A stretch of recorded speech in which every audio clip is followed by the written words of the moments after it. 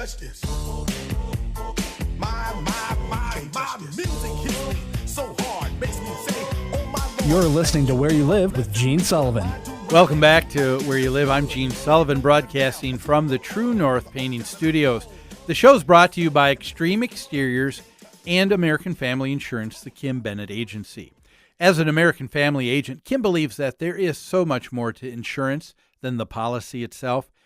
It's about providing you with dependable protection and services. Kim believes that trust and credibility can't be demanded. It only can be earned by what you say and what you do. Give her a call at 651-482-1598 and tell her Gene sent you.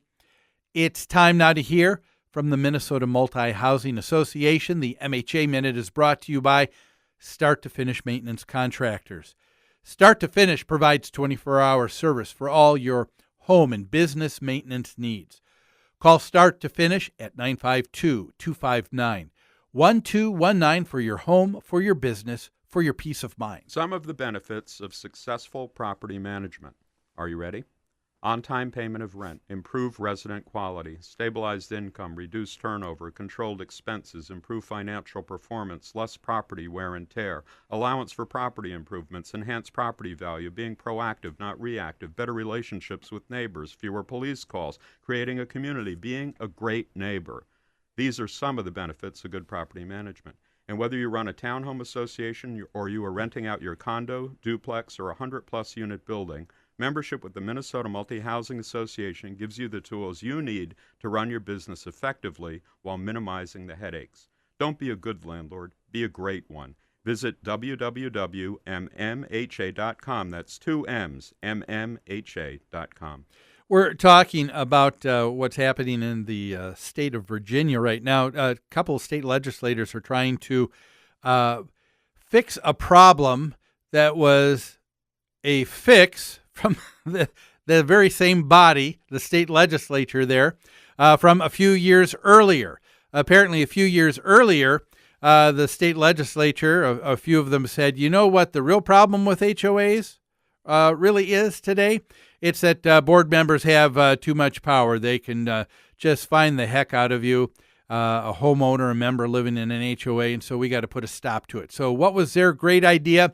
Their great idea then was, let's make it so that HOA board members must go to court and get a judge to judge in their favor before they even are able to place a fine for someone and their bad behavior in an HOA.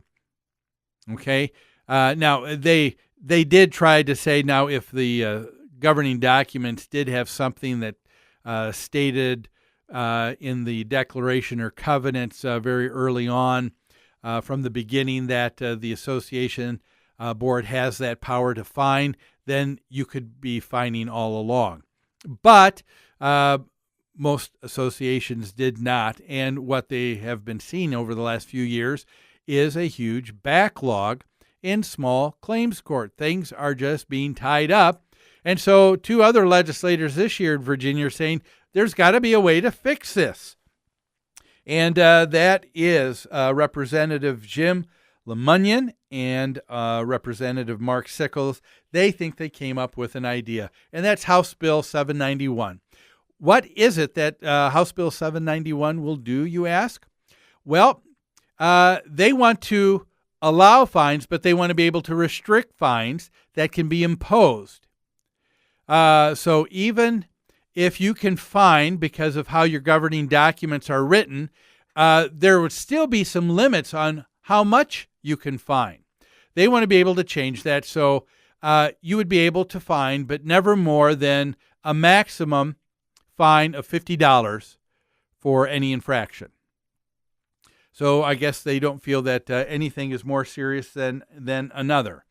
And then if you're going to continue with a daily fine for something, well, they've limited that too. They said it's going to be $10 a day, and you can do that for up to 90 days. So what about dealing with an issue that has serious consequences to it, like I'd mentioned before on the show? if you have someone who is parking in an area that prevents the trash company from being able to get access to the dumpsters to be able to dump and get everything out of a condominium. What is that going to do when they are full and people keep dumping more trash and more garbage down that chute? What kind of living is that going to give people? Is this going to be enough? It appears that a lot of legislators want to be able to be, what's most important to them is that they want to put a control and a lid on HOA board members because they don't feel that they have the ability for self-governance. It's interesting. The state legislators said that they seem to be working under the premise, we know that an HOA board is going to be unfair and oppressive. So the only way to make sure that the only charges that they can give are ones that they get by approval of the court system. And what's interesting is you take a look at other surveys. There was an interesting one done by the American Enterprise Institute just a few months ago. And they did a national survey of HOAs. And what's very interesting is they asked people living in a homeowners association, where do you have greater trust and credibility? Who do you believe has your best interests that they're looking out for? And they were given the different suggestions of their local HOA board, their state legislature, and Congress. Now, what do you think the member of approval rating was for people representing them in their best interests in Congress? Oh, it was around 16%. What do you think it was for state legislatures? It was under 50%. What do you think it was for the credibility and trust that they had for HOAs? It was well over 70%.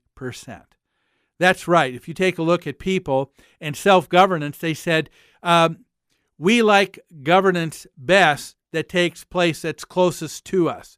They had a direct link and line with the people that they elected as their board members and trusted that they had the best interests after them. But unfortunately, there are a lot of other legislators who don't. And because of that, they end up creating what ends up being a greater issue. So my hats off to Jim Lemunion and Mark Sickles for wanting to see a necessary change here that does need to take place in the state of Virginia. HOA boards do need to have that ability to be able to fine. And so I hope that it will get approved. Unfortunately, like I said, with every piece of legislation, it also needs a companion piece. And unfortunately, the Senate version is in contention with theirs. So there's going to be an uphill battle before this gets passed. So good luck to them. And thank you for joining me. I hope you have a great rest of the weekend. Look forward to having you here next Saturday on Where You Live.